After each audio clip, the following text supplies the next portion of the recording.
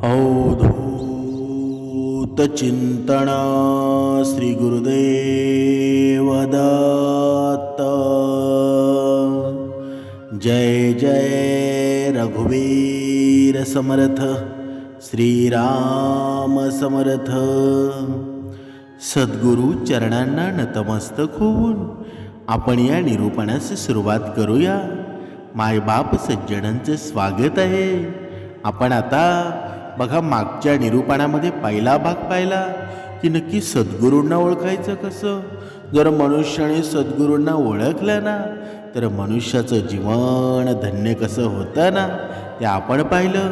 पण आज या निरूपणामध्ये आहे ना, बघा समर्थांनी सांगितलेलं आहे, या मनुष्याला आहे ना, माणसातला म्हणजे या माणसाला दगडातला देव कळायला वेळ लागत नाही, पण माणसातला माणूस कळायला मात्र पूर्ण आयुष्य घालवत असतो।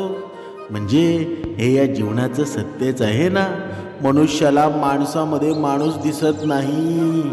म्हणजेच आज जर यश, सुख, समृद्धी तुमच्या पायाखाली लोळणं घेत असेल ना, तर भविष्यात ते कधीही नष्ट होऊ शकतं। यामुळे कायम सावध राहा। या अहंकारापासून मनुष्यानं दूर राहायला हवं। बघा, आपण मागच्या निरूपणामध्ये पाहिले ते 4 उपदेश। आता बाकी राहिलेले दुसरे उपदेश आहेत ना, बघा 11 उपदेश पाहणार होतो। त्यातले आपण मागच्या निरूपणे 4 उपदेश पाहिले। आता जे उरलेले आहेत ना, ते या निरूपणामध्ये पाहूया। आता 5वा उपदेश पाहूया। मनावर मनुष्यानं नियंत्रण कसं ठेवावं। मनावर नियंत्रण आणि शांती आहे ना, हा गीतेचा 5वा उपदेश आहे।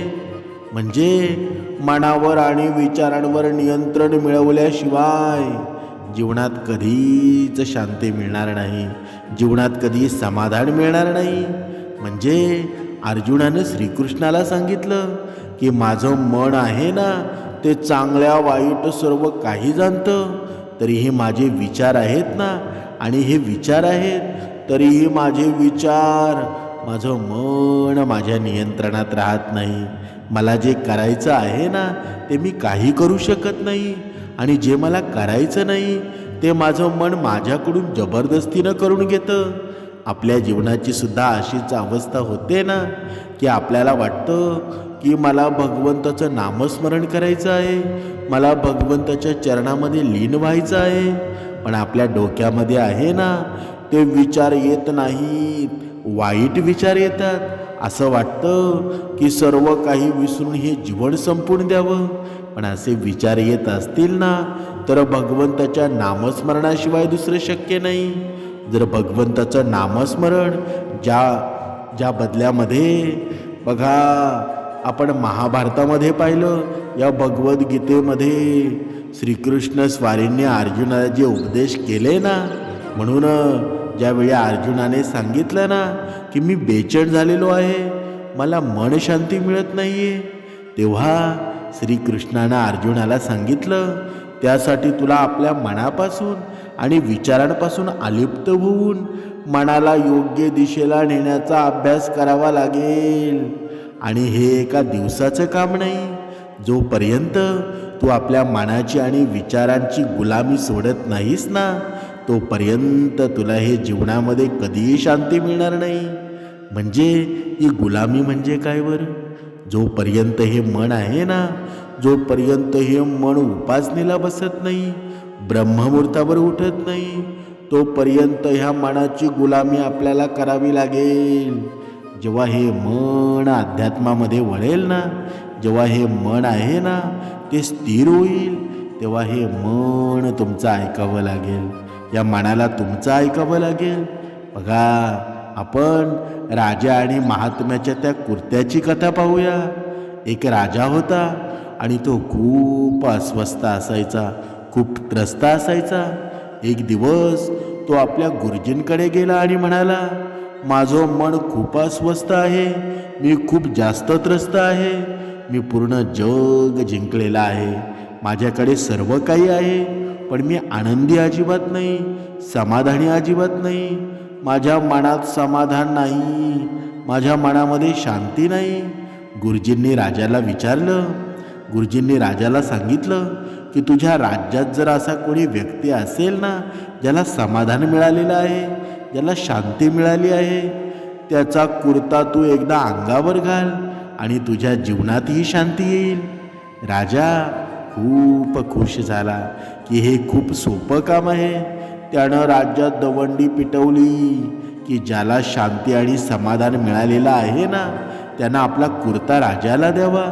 बदल्यात तो मागेल तेवढं धन मिळेल. पण एकही व्यक्ती त्याला सापडली नाही जिला पूर्ण शांती मिळाली असेल. वास्तविकता जेव्हा कोणी मरतं ना, तेव्हा आपण म्हणतो की तो शांत झाला.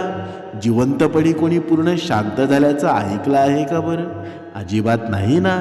शेवटी सैनिकांना एका झाडाखाली एका महात्मा तपश्चर्या करताना दिसले, ज्यांच्या चेहऱ्यावर असीम शांती होती. राजा त्या महात्म्यांकडे आला आणि म्हणाला, हे महात्मा, कृपया आपला कुर्ता मला द्या. बदल्यात तुम्हाला जे हवं आहे ना, ते मी तुम्हाला देऊ करेल. ते महात्मा हसून म्हणाले, महाराज, समाधान आणि शांती आहे ना तर मला मिळालेली आहे, पण काय करू, माझ्या अंगावर घालण्यासाठी कुर्ताच नाही जो मी तुम्हाला देऊ शकेल. जेव्हा राजानं पाहिलं की या महात्म्यांकडे घालायला साधा कुर्तासुद्धा नाही, तरीही तो एकदम शांत आहे आणि त्याच्या जीवनामध्ये समाधानसुद्धा आहे, आणि मी आयुष्यभर धन जमा करण्यात, हे जग जिंकण्यामध्ये वेळ घालवला, पण मला शांती मिळाली नाही.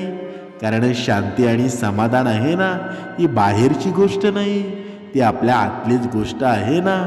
म्हणून जोपर्यंत एखादा व्यक्ती आपल्या मनावर आणि विचारांवर नियंत्रण मिळवत नाही, तोपर्यंत त्याच्या जीवनात सुख आणि शांती कधीच येणार नाही. बघा, आता आपण 6वा उपदेश पाहूया, नरकाचे 3 द्वार. बघा, आता तुम्ही म्हणाल, हा 6वा उपदेश कसा काय आला? या अगोदरचं निरूपण आहे ना, तेच आपण कंटिन्यू करत आहोत. हा दुसरा भाग आहे. म्हणून या अगोदरच्या निरूपणामध्ये सर्व काही उपदेश केलेला आहे. म्हणून आता हा 6वा उपदेश पाहूया, नरकाचे 3 द्वार. आता नरकाचे 3 द्वार म्हणजे गीतेचा हा 6वा उपदेश हा आहे की वासना, क्रोध, लोभ हे 3 आहेत ना, हे सर्वनाशाचं कारण आहेत. हे नरकाचे 3 द्वार आहेत ना. ज्या माणसामध्ये हे 3 अवगुण असतात ना, तो नेहमी इतरांना दुःख देऊन स्वतःचे सुख आणि स्वार्थ साधत असतो.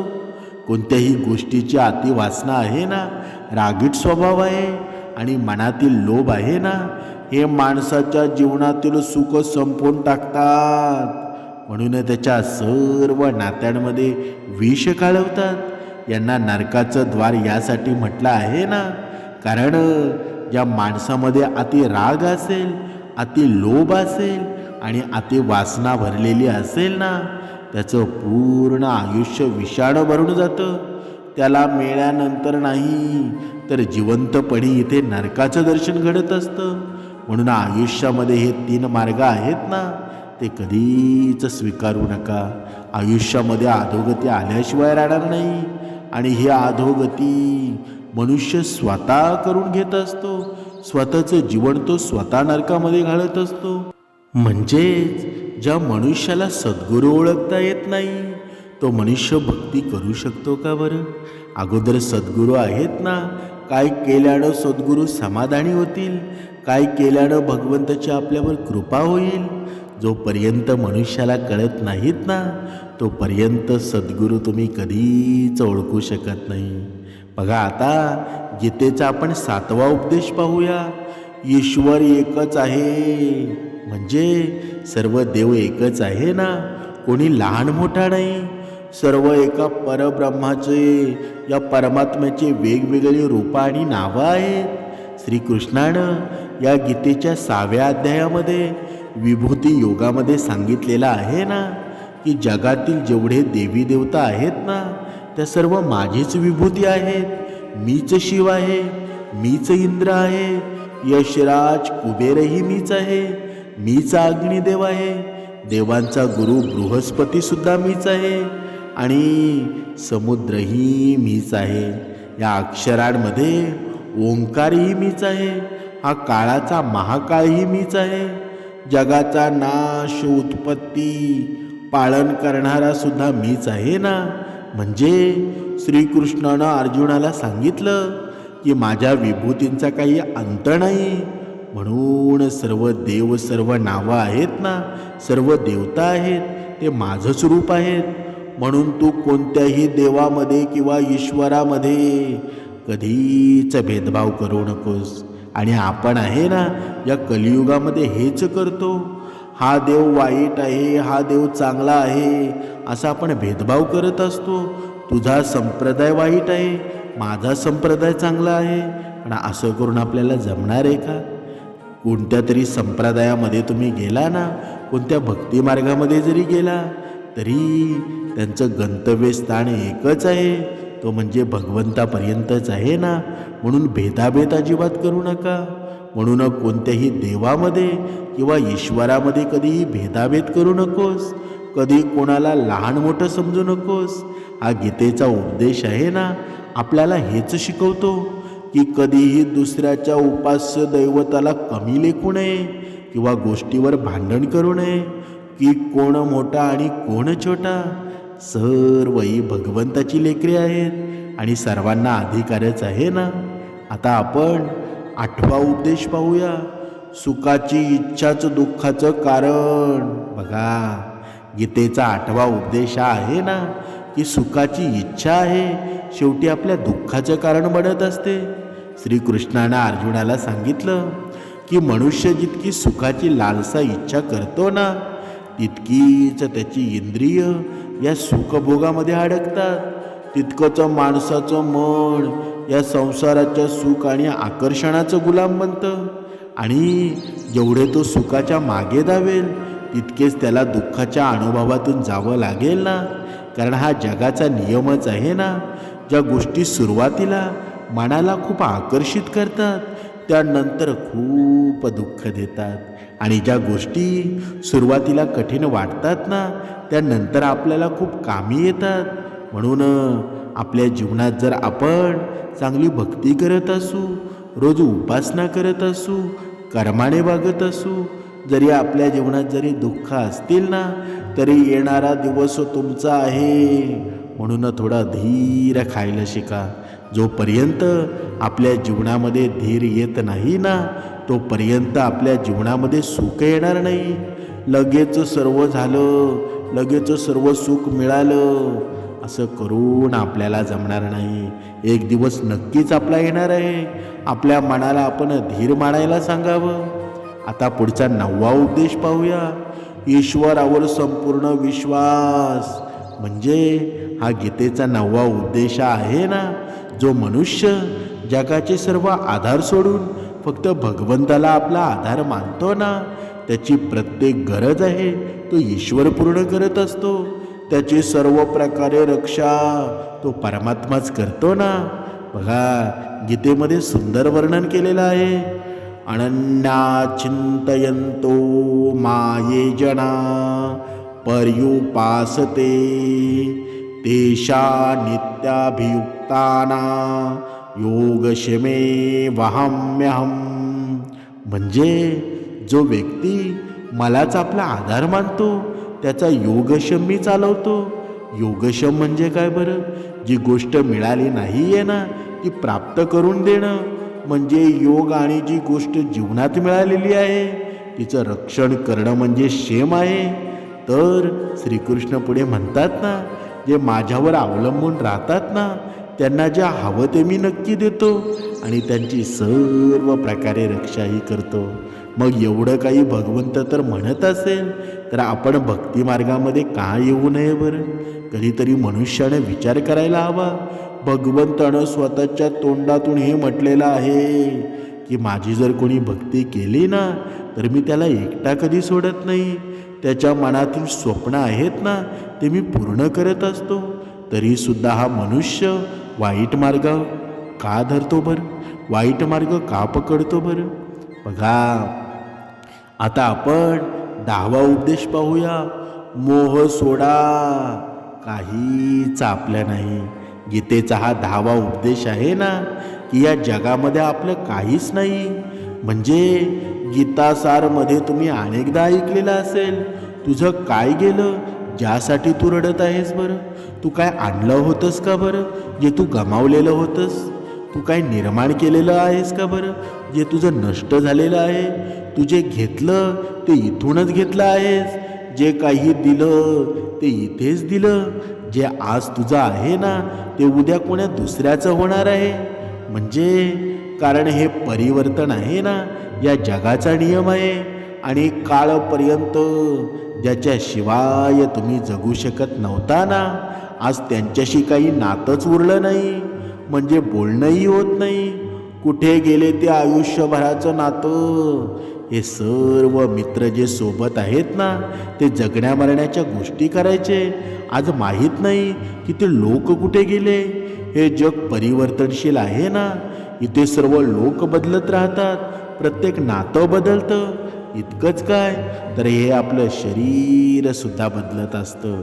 म्हणजे बाळपणापासून तारुण्य, तारुण्यातून म्हातारपण, आणि एक दिवस हे शरीर आहे ना आपली साथ सोडून निघून जातं. मग कोणासाठी रडायचं आणि कोणाची चिंता करायची? आपण आयुष्यभर हे वस्तू, नाती, आयुष्य समजवण्यामध्ये, सावरण्यामध्ये मग्न असतो. मग एक दिवस सर्व काही विखरून जातं. आयुष्यभर ज्या संपत्तीसाठी, ज्या नात्यांसाठी आपण लढत राहतो ना, एक दिवस सर्व सोडून जावं लागतं.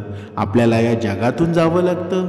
गीतेचा 10वा उपदेश आपल्याला हेच शिकवतो की कोणाच्याही हद्देपेक्षा जास्त मोह करू नका.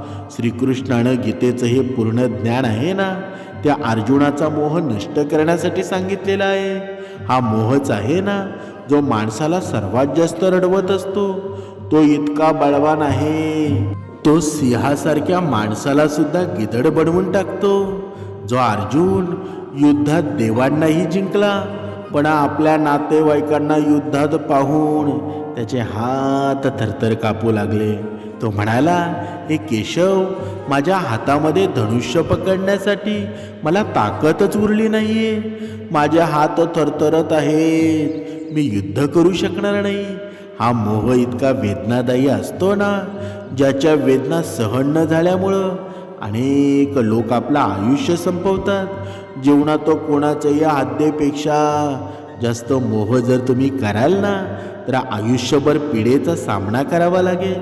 म्हणून जास्त मोह दुनियेमध्ये करू नका. या जगामध्ये तुम्ही जर जास्त मोहामध्ये पडाल ना, त्यात गुंतून पडाल, तर तुमच्या आयुष्यामध्ये कधीच वर येऊ शकणार नाही. तुमचं दुःख आहे ना, तुमचं कधीच सोडणार नाही. तुमच्या जीवनामध्ये सुख निर्माण होणार नाही. आता आपण शेवटचा उपदेश पाहूया, तो 11वा. हे जग दुःखाचं घर आहे. गीतेचा 11वा उपदेश आहे ना की या जगामध्ये आला आहात ना, तर दुःख तर मिळणारच आहे. दुःखाला कधीही घाबरू नका. श्रीकृष्णाने गीतेमध्ये म्हटलं आहे की हा संसार दुःखमयच आहे ना. म्हणजेच हे जग आहे ना ते दुःखाचं घर आहे. जसं औषधालय औषधही मिळतं, जसं पुस्तकालयामध्ये पुस्तकं मिळतात, तसं या जगाला श्रीकृष्णाने नाव दिलेलं आहे दुःखालय. जिथे दुःखच मिळतं ना, म्हणजे दुःख तर इथं प्रत्येकाच्या आयुष्यामध्ये येतं. पण जर दुःख आलं आहे ना, तर सुखही येणार आहे. म्हणून दुःखाला कधी घाबरू नका. कारण हे जग आहे ना ते अशाश्वत सुद्धा आहे. म्हणजे अशाश्वत म्हणजे काय बरं? इथे कायमस्वरूपी काहीच नाही. इथे सुख दुःखात बदलतं, सन्मान अपमानामध्ये बदलतो, आनंद वेदनेमध्ये बदलतो. इथे कधीही काहीही बदलू शकतं. ना आपण परमनंट आहोत, ना आपल्याशी जोडलेली कोणती गोष्ट आहे. त्यामुळं तुमचं दुःख परमनंट राहणार नाही. म्हणून दुःखाला कधीच घाबरू नका. म्हणजे हे आपण 11 उपदेश पाहिले ना, याचा अर्थ काय आहे बरं? याचा तात्पर्य काय आहे बरं? बघा, श्रीमद भगवद्गीतेचे हे उपदेश जर एखाद्या व्यक्तीनं नीट समजून घेतले ना आणि आपल्या आयुष्यामध्ये उतरवले, तर हे नक्की आहे की त्या आपल्या आयुष्यामध्ये जे पाहिजे ते मिळवू शकतो. आपल्या जीवनातील प्रत्येक समस्येतून तो एका क्षणात बाहेर येऊ शकतो. जेव्हाही जीवनामध्ये कोणतीही चिंता असेल, अडचण येईल, तेव्हा एकदा हे उपदेश नक्की वाचा, हे उपदेश नक्की ऐका आणि मनात विश्वास ठेवा की हे गीतेचं ज्ञान आहे ना, तुमच्या आयुष्यामध्ये प्रत्येक अडचणीमध्ये तुम्हाला रस्ता नक्की दाखवेल. म्हणूनच समर्थांनी सांगितलेलं आहे, तुमच्या जीवनामध्ये तुम्ही कोणताही ग्रंथ वाचा, मनाचे श्लोक वाचा, दासबोध वाचा, भागवद्गीता वाचा, रामायण वाचा, महाभारत वाचा, म्हणजे तुम्हाला हवं जे ते वाचा, पण तुम्हाला ज्ञान नक्की मिळेल, तुम्हाला मार्ग नक्की सापडेल. म्हणजे जर तुम्ही काहीच केलं नाही ना, तर तुम्हाला मार्गसुद्धा सापडणार नाही. म्हणजे आयुष्यामध्ये स्थिरता हवी असेल ना, तर नम्र व्हा. जो नम्र झाला ना, त्याच्या जीवनाचं कल्याणच झालं. नम्र झाला भूता त्याने कोंडिले अनंता. ज्या युक्तीनं मनुष्याचं जीवनसुद्धा संयमी असायला हवं, ज्याच्या जीवनामध्ये संयम आहे ना, तो पहिलं तीराला जाऊ शकतो. म्हणून आपल्या जीवनामध्ये भगवंता चरणी हे मन अर्पण करा. आपल्या जीवनामध्ये भगवंताची भक्ती करा. तुमच्या जीवनामध्ये संत संगती जोडेल. तुमच्या जीवनामध्ये तुमचं कल्याण होणार आहे. आयुष्यामध्ये भरपूर काही पाहिलं ना, आजसुद्धा पाहणार आहोत, पण भगवंताचे चरण कधीतरी स्पर्श करा. आयुष्यामध्ये कल्याण झाल्याशिवाय राहणार नाही. म्हणजे आपल्या जीवनामध्ये आहे ना, या सद्गुरूंची जोपर्यंत आपल्याला ओळख होत नाही, तोपर्यंत या सर्व गोष्टी घडणार आहेत का बरं? म्हणून अगोदर सद्गुरूंची ओळख करून घ्या. नक्की सद्गुरू कोण आहेत, खरंच त्यांची कृपा होईल का माझ्या जीवनामध्ये? समर्थांनी मनाच्या श्लोकांमध्ये सुंदर वर्णन केलेलं आहे. कळे आ कळे रूप ते ज्ञान होता, तेथे आटळी सर्व साक्षी अवस्था. म्हणावून मळी शब्द कुंठित राहे, तो घेतो चितो राम सर्वत्र पाहे. म्हणजे या गुरुकृपेनं ज्ञान झालं ना, म्हणजे ते परमात्मा स्वरूप कळायला सुरुवात होईल, त्याचं आकलन होईल. तेथे सर्व साक्षी आहे ना, ती अवस्थासुद्धा विलीन होऊन जाते आणि हे मन उडमण होऊन जातं आणि शब्दसुद्धा कुंठित होऊन जातात. मग एका परमात्म्याखेरीज सर्वत्र काहीच दिसत नाही. पण ती अवस्था आपल्या जीवनामध्ये येईल कधी बरं?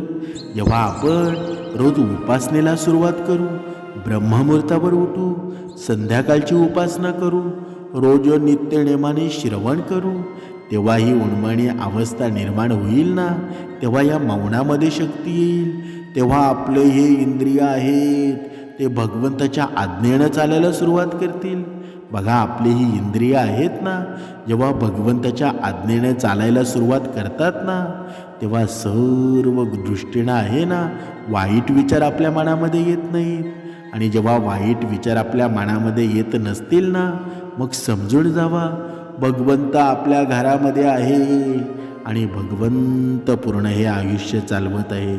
हे शरीर चालवणारा आहे ना, तो भगवंत आहे. पण आम्ही या शरीरामध्ये राक्षस भरलेला आहे, हा अवघोडी रावण भरलेला आहे.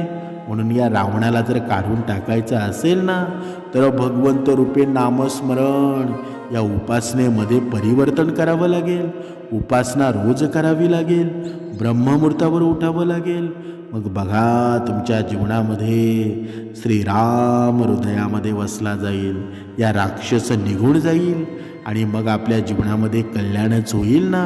आपल्या जीवनामध्ये सद्गुरूची ओळख होईल, ती अवस्था आपल्या जीवनामध्ये येईल. मग आपल्या जीवनामध्ये सुख आणि समाधान हे आपलंच राहणार आहे ना. म्हणून अजून वेळ गेलेली नाही. जीवनामध्ये नामस्मरण करा, सेवा करा, हीच खरी भक्ती आहे ना. म्हणून आयुष्यामध्ये सर्व काही झालेल्या गोष्टी सर्व काही विसरून जा. भक्ती मार्गाला आता सुरुवात करा. तुमच्या जीवनाचं कल्याणच होऊन जाईल. जय जय रघुवीर समर्थ.